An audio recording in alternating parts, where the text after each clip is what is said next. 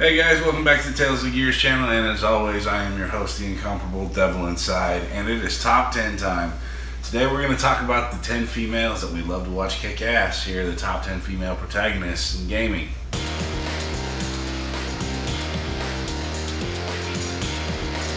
I didn't really have one for a franchise rule, it just kind of fell that way. And to be honest with you, the top 5 is going to surprise nobody. And I mean nobody.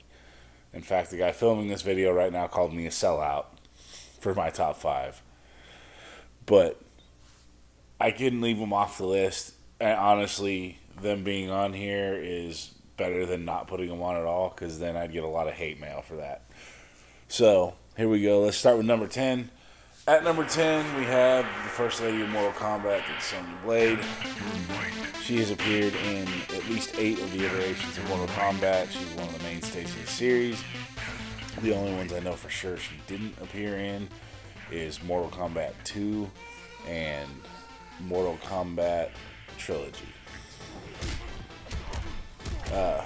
Sonya Blade is the first female Mortal Kombat character. I mean, I would have put Katana in because she's obviously a more popular character now than Sonya ever was, but I had to give her the nod for being able to hold her own with the boys in the first game. The 7 original characters, 6 of them were male, and 2 of them were gods, 2 of them were mystical ninjas, 1 of them was a cyborg.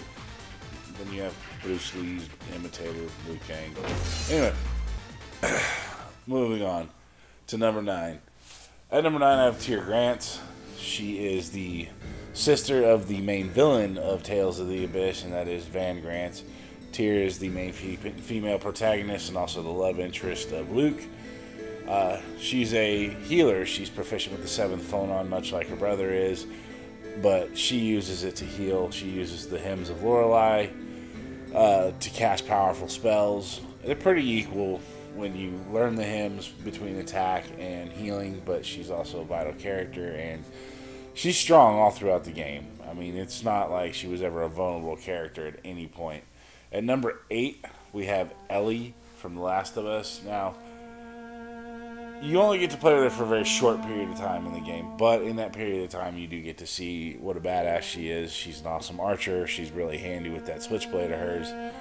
And she is one of the main characters in the game. You mostly play as Joel protecting her, but she's very handy to have around. She does save you quite often, and the AI when they're controlling her is not poor at all. The Last of Us was an extremely well done game, and I'm looking forward to the sequel that's coming out pretty soon.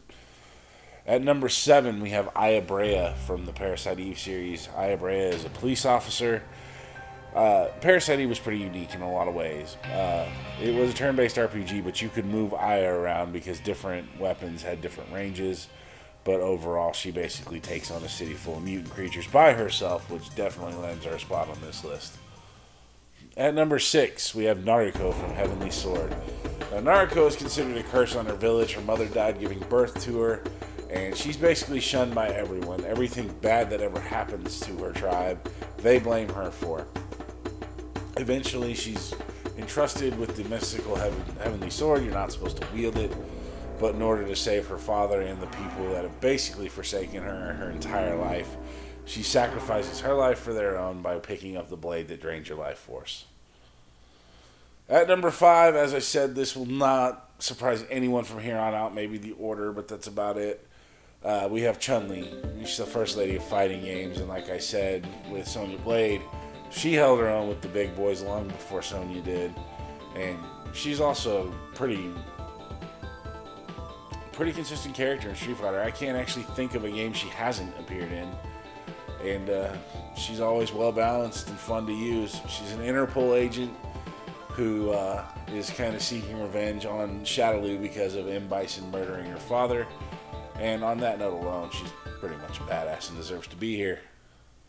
At number 4, we have Samus Aran. Samus is a bounty hunter from the Metroid series. It was a big deal in 1986 to have a female be the hero of a game. And of course, you didn't know until you beat the game that Samus was, of course, a woman.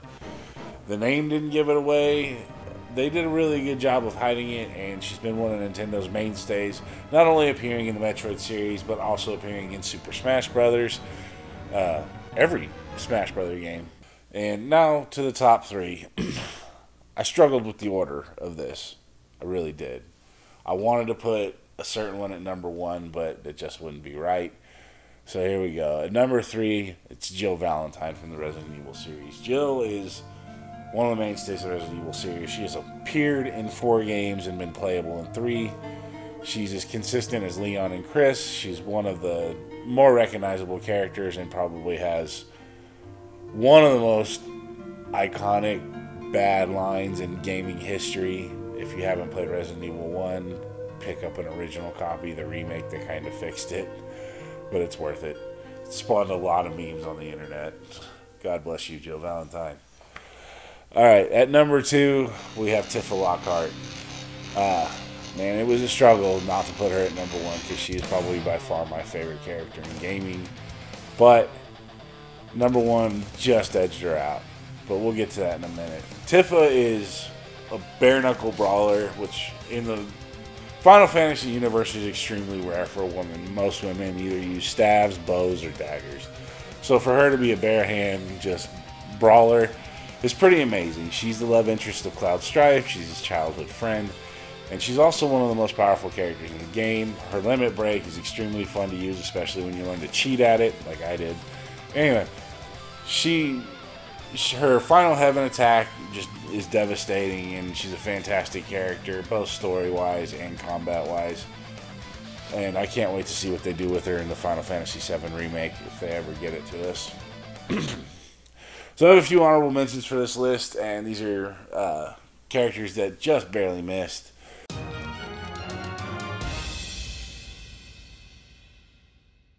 And it was hard to leave them off, but I think, you know, for this first list, because I'll probably have to do another one, I had to leave them off.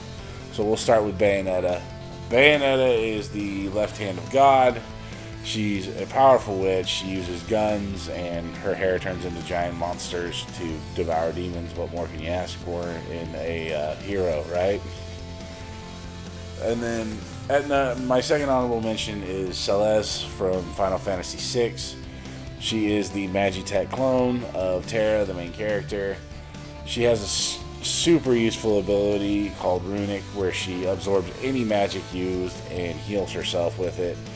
But she's also responsible for one of the most iconic scenes in Final Fantasy, and that is the opera scene, as well as in the World of Ruin. Spoiler alert, if you haven't played the game, she tries to take her own life. It's the only time it's ever been done in Final Fantasy. A character tried to commit suicide.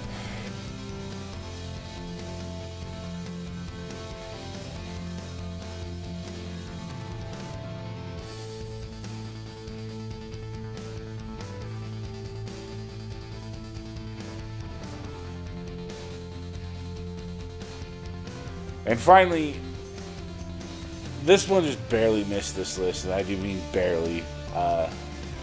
Tails characters, as far as the females go, there's only a couple offhand that really stick out. I mean, they're all pretty good. But this one is kind of special because she is the first character to ever be the main character of a Tails game. And wow, they did it justice. She goes through a range of changes after seeing everything she loves taken from her by her brother-in-law. She sails onto a quest for revenge, and I am talking about Velvet Crow.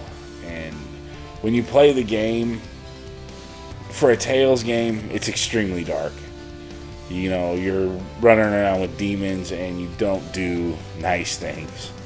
I mean, you're never really in doubt that you're the hero and you have the best interest of the world at hand, but it's really a game that makes you question if the ends justify the means. So finally at number 1, this is what got me called a sellout by the cameraman, Dick.